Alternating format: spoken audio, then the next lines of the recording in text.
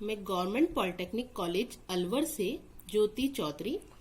आज हम civil engineering 302 design of steel structure की यूनिट 1 इंट्रोडक्शन को स्टडी करेंगे।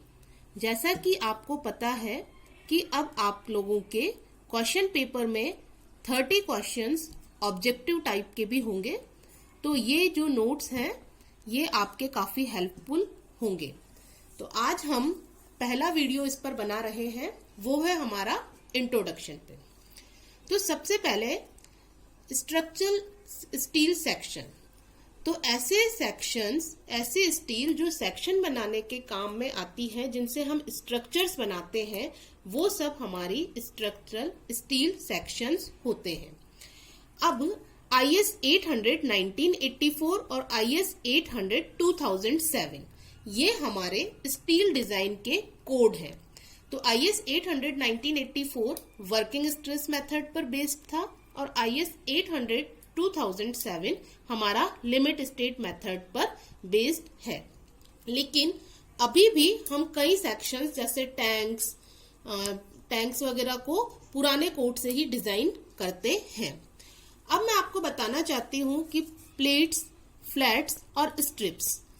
तो प्लेट्स, फ्लैट्स और स्ट्रिप्स में क्या डिफरेंस होता है कि अगर हमारे जो भी मेंबर है उसकी थिकनेस 5 mm से ज्यादा है और लेंथ कितनी भी है तो उनको हम प्लेट्स बोलते हैं।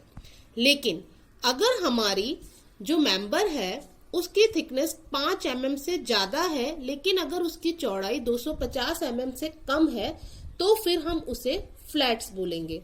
और अगर हमारी मेंबर की जो थिकनेस है वो 5 mm से कम है तो हम इसे स्ट्रिप्स बोलते हैं। इसके बाद है हमारा लोड्स ऑन स्ट्रक्चर। तो ये कोड के IS 800 2007 के पेज नंबर 16 पर 3.5 के अंदर आपको जो हमारी स्ट्रक्चर होती है उसके ऊपर जो लोड्स आते हैं वो बताए गए हैं। तो लोड्स ऑन स्ट्रक्चर में फर्स्ट लोड होता है डेड लोड, जिसे हम DL से रिप्रेजेंट करते हैं। इम्पोज लोड और live load, wind load, earthquake load, erection load, accidental load जो कि ड्यू टू ब्लास्टिंग और इम्पैक्ट ऑफ व्हीकल्स के कारण हमारी स्ट्रक्चर पे आता है। ये सब हमारे मेन फोर्सेस होते हैं या मेन लोड्स होते हैं। इसके अलावा जो लोड आते हैं उन्हें हम सेकेंडरी इफेक्ट्स वाले लोड्स बोलते हैं। ये लोड्स हमारे कॉन्ट्रैक्शन और एक्सपेंशन, जब हमारा टेम्परेचर चेंज होता है उसके कारण जो कॉन्ट्रैक्शन या एक्सपेंशन होते हैं उसके कारण, या क्रीप के कारण, श्रिंकेज के कारण, या फिर हमारी स्ट्रक्चर के अंदर अगर डिफरेंशियल सेटलमेंट होता है तो उसके कारण आते हैं। अब है हमारा कॉम्बिनेशन ऑफ लोड्स। तो कोड पर पेज नंबर 16 पे हमें कोड के कॉम्बिनेशंस दिए हुए हैं। जैसे फर्स्ट कॉम्बिनेशन हम लेते हैं dead load plus live load, dead load plus wind load, dead load plus live load plus wind load, dead load plus live load plus earthquake load. लेकिन आप यहां देखेंगे कि किसी भी कॉम्बिनेशन में विंड लोड और अर्थक्वेक लोड को एक साथ कंसीडर नहीं किया जाता है, क्योंकि ये दोनों लोड एक साथ किसी भी स्ट्रक्चर पर नहीं आते हैं। अगर विंड लोड होगा तो अर्थक्वेक लोड नहीं होगा, और अर्थक्वेक लोड अगर उस टाइम पर बिल्डिंग पे आ रहा है तो उस टाइम पे विंड लोड नहीं होगा। इसके बाद factor of safety. Factor of safety को हम FOS से रिप्रेजेंट करते हैं, और ये हमारा yield stress upon working stress होता है, और यील्ड स्ट्रेस को हम लोग FY से रिप्रेजेंट करते हैं। इसके बाद हमारा जो स्ट्रक्चर है उसमें कुछ मेन मेंबर होते हैं और कुछ मेंबर्स को हम सेकेंडरी मेंबर्स बोलते हैं। तो मेन मेंबर्स वो मेंबर्स होते हैं जो हमारे मेंबर के जो लोड है उसको लेते हैं और जो भी उस पर रिएक्शंस है उनको लोड्स को, रिएक्शंस को लेते हैं और उस लोड को डिस्ट्रीब्यूट करते हैं। सेकेंडरी मेंबर्स हमारी स्ट्रक्चर के अंदर वो मेंबर्स होते हैं जो हमारे मेंबर, जो भी हमारी स्ट्रक्चर है उसकी ओवरऑल स्टेबिलिटी को मेंटेन रखने के लिए काम में आते हैं, ताकि हमारे इसके अंदर बकलिंग नहीं हो और किसी भी तरीके से ये हमारा जो स्ट्रक्चर है ये फेल नहीं हो स्टेबिलिटी के कारण। नेक्स्ट मैं आपको बताना चाहती हूँ कि जो हमारे मेन मेंबर्स होते हैं हमको उनकी मिनिमम थिकनेस कितनी प्रोवाइड करनी होती है। तो अगर हमारे मेन मेंबर को हमने वेदर ऐसी जगह पर अप्लाई कर रहे हैं जहां पर उस पे वेदर का कोई इफेक्ट नहीं हो रहा है, तो हम मिनिमम थिकनेस हमें 6 mm या उससे ज्यादा प्रोवाइड करनी चाहिए। और अगर हमने उसके ऊपर पेंट किया हुआ है तो उस कंडीशन में हम उसे बाहर, अगर हम उसे वेदर वाली कंडीशन में जहां वेदर के इफेक्ट जैसे विंड, हीट वगैरह उसके कांटेक्ट में आएगा, तो उस कंडीशन में हमें उस मेंबर की मिनिमम थिकनेस 8 mm के बराबर या उससे ज्यादा रखनी चाहिए। जो हमारे सेकेंडरी मेंबर्स होते हैं हमें उनकी थिकनेस 5 mm से ज्यादा प्रोवाइड करनी चाहिए।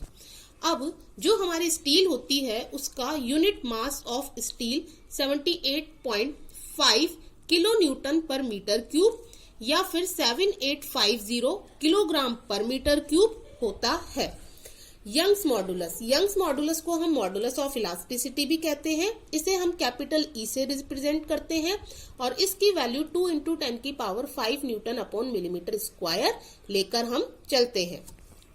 Fe 410 ये हमारा रिप्रेजेंट कर रहा है कि जो हमारा स्टील है उसकी अल्टीमेट टेंसाइल स्ट्रेंथ कितनी है। तो यहाँ पर Fe 410 का मतलब है कि ultimate tensile strength of 410 newton upon millimetre square. Poisson's ratio को हम म्यू से रिप्रेजेंट करते हैं और हमारे जो स्टील स्ट्रक्चर्स के अंदर जो स्टील काम में लेते हैं उसका पॉइजन्स रेशो 0.25 से 0.03 के बीच में होता है। इसके बाद हमारे पास हैंडबुक होती है जिसके अंदर हमारे बहुत सारे जो मार्केट के अंदर स्टील स्ट्रक्चर्स अवेलेबल हैं उनकी डायमेंशंस को उसमें बताया हुआ है। तो उन सेक्शन को हम रोल्ड स्टील सेक्शंस बोलते हैं।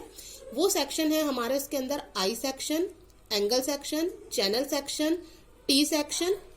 जो एंगल सेक्शन, जो हमारे चैनल सेक्शंस होते हैं उसके अंदर ये ISMB, ISHB, ISWB, ISLB की फॉर्म में है। यहाँ पर IS हमारा शो करता है इंडियन स्टैंडर्ड को और B यहाँ पर हमारा शो करता है बीम को। तो ये हमारा हो गया Indian standard medium beam, Indian standard heavy beam, Indian standard wide flange beam, Indian standard light weight beam. इन सब बीम्स में से ISMB सबसे ज्यादा काम में लिया जाता है। इसके बाद एंगल सेक्शंस जो होती है वो दो तरीके की हैं हमारे पास। अगर ये दोनों जो इसकी लेग्स हैं ये इक्वल लेंथ की होती हैं तो इसको बोलते हैं हम इक्वल एंगल, और अगर ये दोनों अलग अलग लेंथ की डायमेंशंस की होती है तो इसको बोला जाता है अनइक्वल एंगल। तो एंगल सेक्शंस को हम ISA से रिप्रेजेंट करते हैं, यानी इंडियन स्टैंडर्ड एंगल। अगर इक्वल है तो equal Indian standard angle, unequal Indian standard angle. इसी तरीके से जो चैनल सेक्शन होते हैं तो वो हमारे ISJC, ISLC, ISMC से रिप्रेजेंट किए जाते हैं। Indian standard junior channel, Indian standard light wait channel, Indian standard medium channel. यहाँ पर जैसे ISHB 500 at the rate of 752 kilo पर मीटर है। इसका मतलब है कि जो हमारा ये इंडियन स्टैंडर्ड हैवी बीम है इसकी डेप्थ 500 mm है और ये जैसे यहाँ पर ये इसकी लेंथ को बता रहा है। तो अगर ये लेंथ हम 1 मीटर लेते हैं तो 1 मीटर लेंथ 752 न्यूटन वेट की होगी। इसके बाद मैं आपको कुछ और भी बताना चाहती हूँ जनरल चीजें। तो अर्थक्विक और seismic zones in India. India को अर्थक्विक जोन के रेस्पेक्ट में 4 जोन्स में क्लासिफाई किया हुआ है। जो जोन सेकंड है उसमें इंटेंसिटी ऑफ अर्थक्विक बहुत लो है, जो जोन थर्ड है उसमें मॉडरेट है, फोर्थ में सिविरियर और फिफ्थ में वेरी सिविरियर। इसी तरीके से हमने इंडिया को विंड जोन के रेस्पेक्ट में 6 जोन्स में डिवाइड किया हुआ है और जो हमारी विंड की डिजाइन विंड प्रेशर होता है उसका फॉर्मूला होता है हमारा PZ = 0.6 VZ²। यहाँ पर जो VZ है हमारा वो डिजाइन विंड स्पीड होती है, जिसे हम VB into K1 into K2 into K3 से निकालते हैं। ये यहाँ पर जो हमारा VB है इसकी वैल्यू को हम विंड जोन के रेस्पेक्ट में निकालेंगे, जिसके लिए हमें एक टेबल दी हुई है।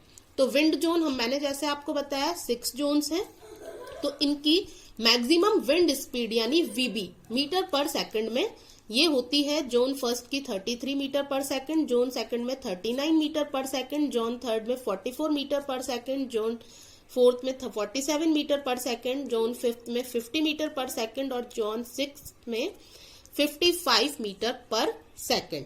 तो यहां से हम VB की वैल्यू लेंगे, यहां से फिर हम VZ को कैलकुलेट कर लेंगे और इस VZ की वैल्यू को जब हम यहां पुट करते हैं तो हमें PZ यानी डिजाइन विंड प्रेशर मिल जाता है।